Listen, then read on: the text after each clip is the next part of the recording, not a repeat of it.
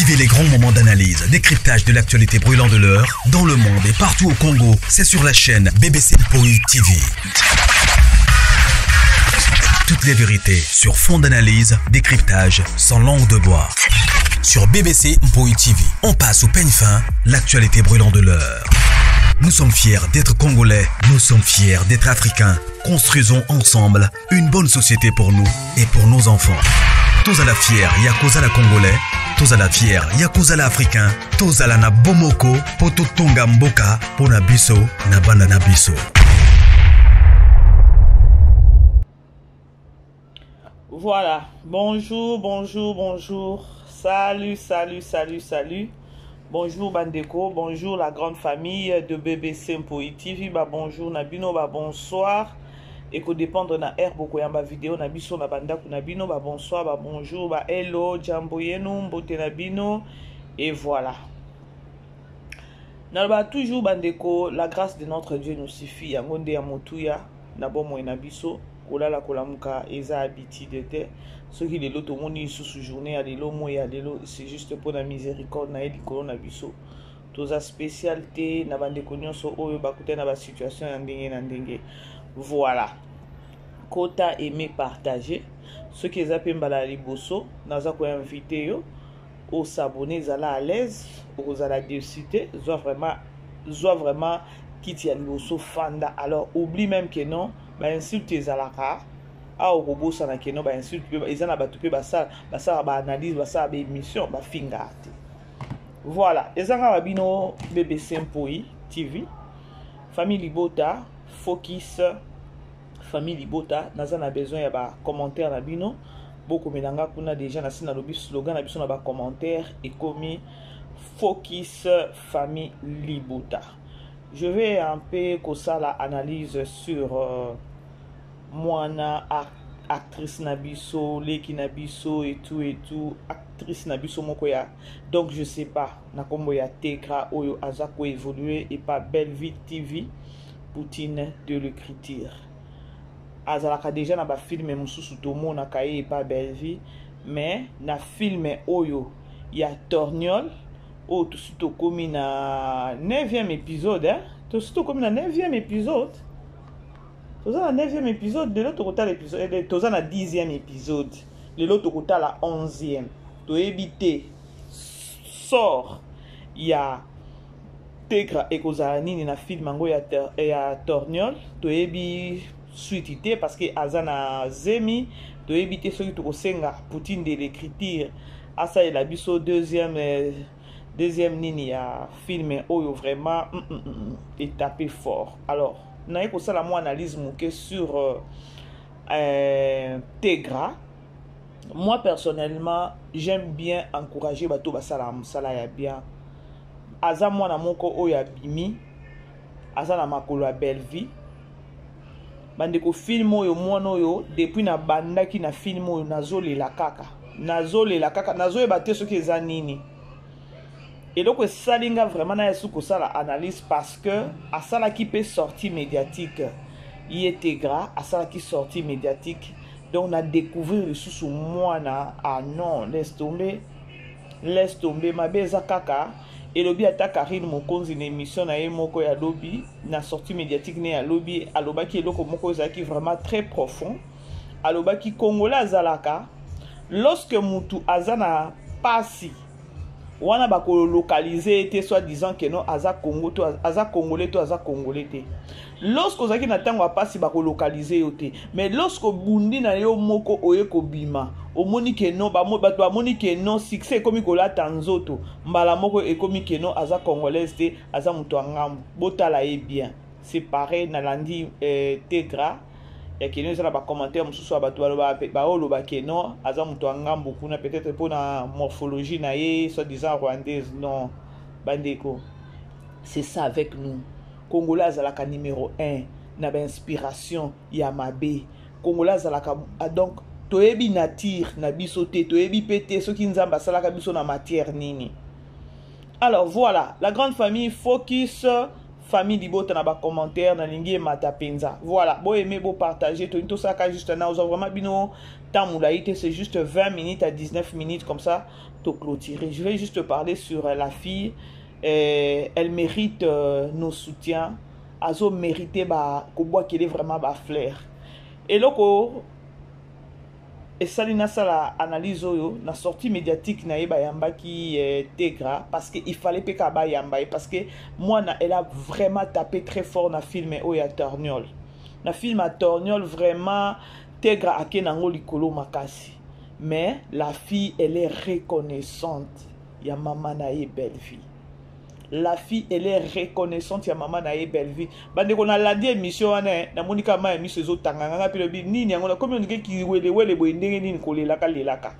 Lorsque I lobby ezaki facilité na jouer principal na film oyo. Tellement motivation à belle vie ezaki makasi. Na yaki komi mona, na yaki komona belle vie na kati nanga. Donc ko jouer o ya jouer ezaki ne belle vie na katinaye. C'est-à-dire quoi bandeko? C'est-à-dire que non, belle vie azo comme un niveau, il y a qu'au former mutu. Donc lorsque moi na zolo ba que non, malgré na jouer principal, mais na mona ki ne belle vie na katinanga. C'est fort hein. Est-ce que vous comprenez le quoi na? Alors na mona ki ne belle vie na katinanga na jouer zaki facilité, na jouer mais ko jouer au bo moni na jouer film wana principal na mona ki belle vie na katinanga. C'est-à-dire coaching, nyonso, passion, donc mutema munene, tout belle vie a transféré ki yango epadaye parce que na film oyo jouer il fallait zakana mutema munene akende pas keni mabe mama nani oyo Esther aya na mwana na eba nik ba sale mabe il fallait kaka za la mutema munene le quoi belle vie. Le quoi belle vie nega finga sur les réseaux sociaux. Ndenge ba maltraita kaye mutema munene wana. Yango mwana lobi ke non na mona kinde belle vie na kati na ngai malgré j'ai donné le meilleur de moi. Ezala kinga ite za kinde belle vie na kati. C'est-à-dire coaching na coaching. Ce qui to loba to ke ne sou musika bandeko. Mwana lobi eza génération na bango bazo bima lelo lobi bazo bima. Moi na lancé message moko boya koloba ke non neti nga soki nazaki mutu moko boya na ben ya bato ba fingaka na ben ya bato balinga ko ya ko bebisa musala ya bato na sortie médiatique ya message au mwana ya lobby na yo ki pasi na yo ki mawa na bato o bazo ko détruire monde ya ba artiste. Moi na lancé message ya lobby lelo banzoko lelo ba obunda biso bana Tokyo kota te. Ndenge bazawana lobby eza biso ekozala bango te. Mais suite teni ya bitumbo ezo leka sur les réseaux sociaux ezo tcha biso pe na ba limitation mususu o eza yango te. Et là donc moi no za mayele te graza vraiment mayele ba félicitations na yo moi na place oza félicitations na ba parents na yo félicitations vraiment. Elle a lancé un message très fort soko za mayele ndoko okoyoka okoyebe loko lancer les messages o ya lancer na ba jeune ou encore na ba ndeko o bazo ya lelo lokwa bango ba o ya lelo na monde ngo ya ba artiste na monde ngo ya comédie ba pesa ka position te ya koloba so ipendenge nini o ya za la privé o ya sala so ipendenge nini ka ndenge uti koloba lo belle vie atika ko vandisa ete ya kolobele ke non na mona yo te okende ko jouer kuna. Elle a dit ça. Alobi yango alobi na tikala depuis naza na sa makolo ya belle vie. Aobenge kutu mama belle vie. Na tika koyoka place oyo belle vie ayebisi ngai te ke non na ningi na mono na chaîne wana te. Na ningi na mono na chaîne wana te. Dommage lorsque to mona ki mwana oyo tati soki dati azo ko lancer message moko ya koloba ke non tango na joie et pas belle et pas sila belle vie asilika à partir wana de guerre méchante qu'elle est. Méchante qu'elle est. Bato bakoma ko vivre na bato du fait que non ba ebi que non ndenge bazawana Iran Irak kure le kakate bokomi ko diembela wana na buzo bebele ya ko pakola muninga donc vous savez balobaka que non c'est par l'abondance du cœur que la bouche parle ovandika kolobi ndenge na ke pas si la ko sakro jouer pas si la belvia ko sepelate or yanga ni pe kuna vandi kuna azata kuna te azata na makanisi moko te mais boya ko pakola ya koloba ke non tant na kina ko jouer pas nini na kina ko la le pas si la matanga si la asilika si la limbisanga maintenant mwana tango aye na ajo boyebisanga ke non ba pesi mbongo soko talite graza mwana moko pe amona ni ke non okoki ko nini ete okoki ko mema na buzo bate na tali vraiment mwana wana donc aza mwana moko aza instruite aza mwana moko aza na ambition aza mwana moko aza na vision ya vie na ye ya future na ye ya futur na ye. Et le message qu'elle a lancé c'est un message moko ya ke non ya ba jeune bozo ya botika bokota na bitumbo bokuta te bokotango te. Et ça li personne otala âge à moi na oyo te gradenga bimi le message très fort oyo a lancé Nathalie Buzoba ya télé si oyo ya mama télé ça sala sur les réseaux sociaux moi na nae abimi pona kwa ko finga batu mususu ça fait mal nga babilo kwa boye pesa ka pasipe mawa bande ko bo aimer vidéo bo partager non on vraiment bino temps modalité sortie médiatique je crois à ça là qui en c'était depuis pas hier avant-hier nga vraiment nazaki na ba prière na aussi sango na tosi ça qui lobi ku nazaki na veiller nazongi ndako 4 heures normalement il fallait na c'est lango lobi na ça qui a été mission mon côté alors biso ba mususu ceux qui nzela lo sambo ceux qui za prière na focus na na prière ya on a ebisa bino toujours bandeko biso toyaka pour na ofinga te peut-être toyaka peut-être ko lancer message mon ou encore ko ramener savoir à batu. Est-ce que Botala Nanou, sortie médiatique peut-être à Mama Télé si, Bota sortie médiatique il y a Dati, Bota sortie médiatique il y a Tegra. Bon, mon akeno différence, il y a différence donc différence moko boye ya koloba kenon, ce que vous avez artistes comédiens ou comédiennes au bimaka, dans les réseaux sociaux ça va sortie médiatique, pour na quoi koloba bêtise, pour na quoi ko dénigrer peut-être ndekono comédien. Tika yoka soni na bano ba obima lobi oyo bano lokwa bategra boyoka bango soni boyoka penza bango soni ba mama télé si boyoka bango soni je vous jure ata ba ya gabiana boyoka bano soni lobi boya ko vanda na bosa la bano nanité parce que télé c'est ta ya gabiana baza capable ya ko sa nini ya ko pelisa ya ko leka na ba réseaux sociaux ko attaquer bano yo parce que baza batu moko boye ba sans esprit. Omoni eloko mwana oya lobby. Soko zaka muto amayele otale lobby non nga age nange zo avancer lobby nga na ko sila bana na bazoya bazaba o bakotika la na musala na biso. Alors il faut na se respecter pour bango pe ba respecter nga. Boye bisanga bano ba oya lobby aloko ba teka o. Bano déjà ba yebi mingi bana ya Android. Bana ya Android bande côté on a ba koyeba mingi za koyeba mingi ya ndenge ya mabete bana oba okende ba classe ban neti nga mwana nanga mon fils il a juste 12 ans je vous dis mais soko tali biso ton tokola kana 12 ans oyebaka ta passion na yote mais mon fils il a juste 12 ans ayebi passion na ye soko ebise no pema bi no o eza passion nanga lobi na oza mutu na sima oyo mais moi je me rappelle na 25 ans papa na lobi yo na 12 ans yebaka ta passion na yo alors comme pour dire que non to se respecter pour na bano bazoya lobi au vitesse na bango ya koyebe belé na ndenge mabete parce que Android les enfants apprennent du jour au jour ce que tala na nous sortie médiatique ya mwana oteka biloko mwana zo bimisa la munoko na ye otalo lobi non et puis elle méritait ka koza pembe nya belle vie.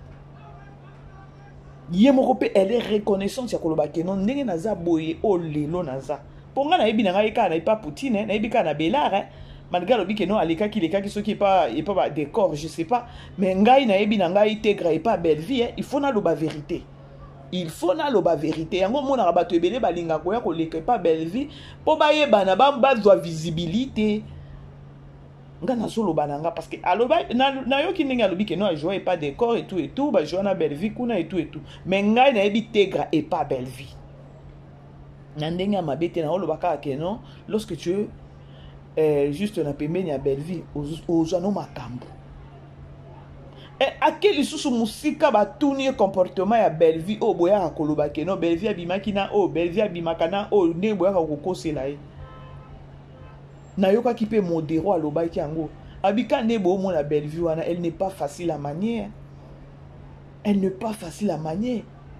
bandeko botika na révéler bino eloko moko bomoni tango boyaka koloba abima soki na nika ndenge bakosela ke ba makambo ebele ba okosela belle vie abimaka na nani bandeko belle vie soki azaki pe na mobulu azaki mobulu encore azaki na jio wana bolobaka ke no abimaka boya nde la pesa ka biso babiloko azo pesa biso te bandeko bomoni vie ya loyenge ekimisaka mutu inspiration ekimisaka mutu mayele. Belle vie, elle est plus focalisée, elle est plus concentrée dans Moussala naye. Elle n'a pas le temps ya ba bêtise parce que le temps ya bêtise et quatre inspiration naye. Donc denga zawana elobi modéro, elle n'est pas facile à manier. Nengo bomoni belle vie wana. Moi no yo pe Tegra a confirmer ngo. Abi nengo bomoni belle vie wana, elle n'est pas facile. Si c'est le travail, c'est le travail.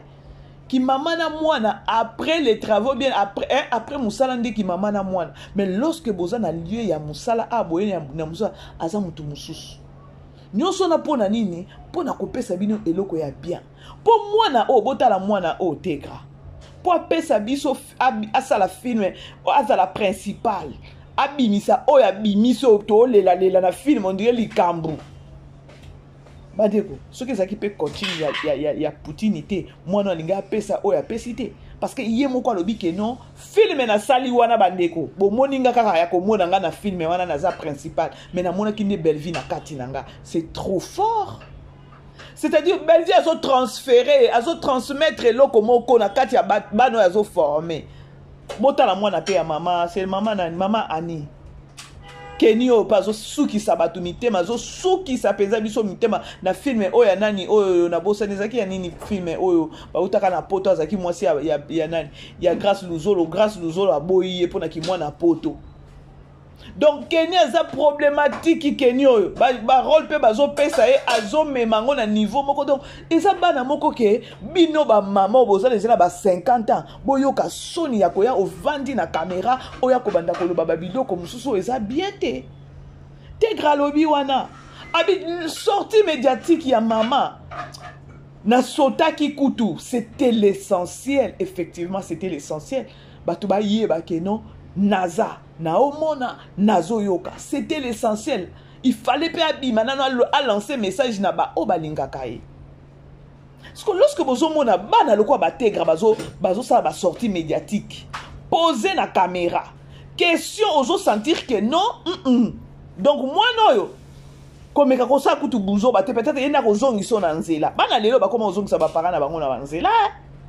Mais comment na maman moko boye make-up ebele na nelongi yo wana ye ozwa kwa takaka non yo ka soni na bano bazobima lobi boyo ka soni bino ba artiste comédien no bobima kana bozoya ba bino ba micro boya ka ko siliko ko finga ka batu ko ya ko loba ba bêtise boyo ka ta bana oyo lokwa ba Tega so bolandi boyo ka soni bo silama franchement bo silama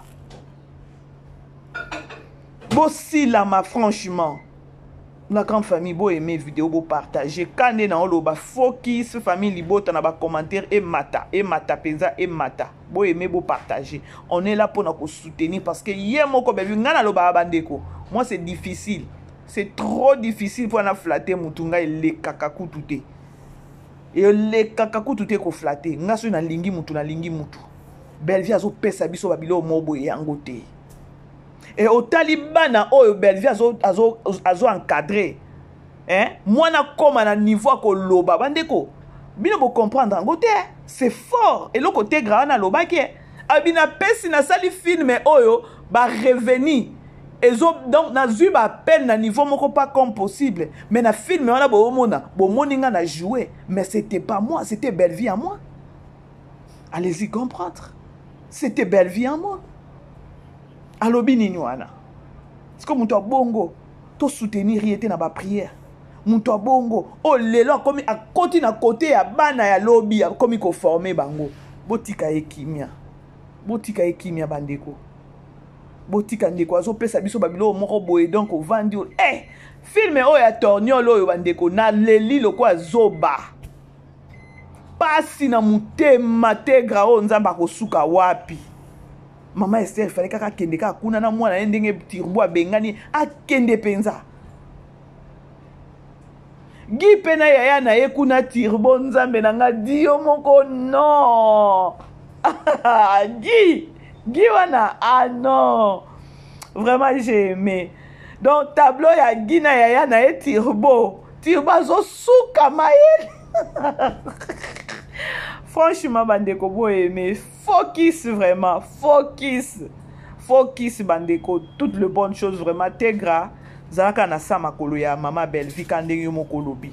Zaka na sa makolo na ye koyoka yokate ya oyemoko ozana ambition ozana vision na yo. Alors c'est au moins ça. Bandeko tokutani ba bon week-end na bino, je vous aime bien. Focus famille Libota, bisous. Vivez les grands moments d'analyse, décryptage de l'actualité brûlante de l'heure, dans le monde et partout au Congo. C'est sur la chaîne BBC Mpoï TV. Toutes les vérités sur fond d'analyse, décryptage sans langue de bois.